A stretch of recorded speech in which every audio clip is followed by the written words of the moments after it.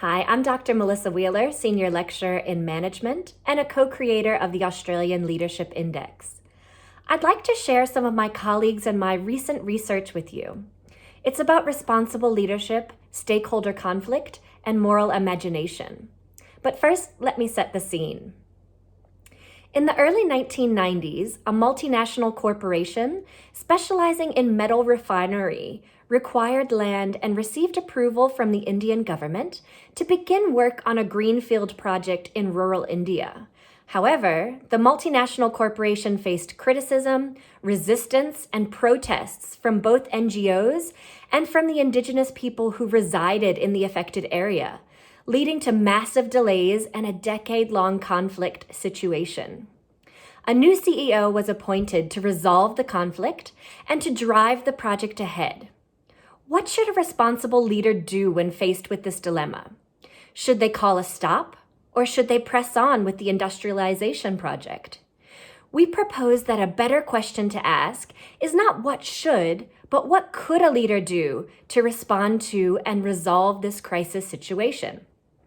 A technique that requires ethical reflection and moral imagination. Responsible leadership is about contributing to solutions that benefit all stakeholders, not just shareholders or customers, but also the community involved and even society more broadly. Behaving responsibly means not only avoiding harm, but also doing good and being virtuous. This is no easy task, especially in complex multinational settings when seemingly intractable conflicts arise. Leaders who intend to develop responsible solutions need moral imagination. That is, a morally creative way of approaching a problem that may not have a clear solution, with one option that's morally right and an alternative option that is clearly morally wrong. Complex stakeholder settings cause dilemmas which are dynamic and messy. Often these dilemmas are grounded in values, not right versus wrong, but right versus right. In these scenarios, moral imagination allows individuals to gain some distance and perspective and to come up with what philosopher Rushworth Kidder calls a third way, a kind of middle ground through the extremes.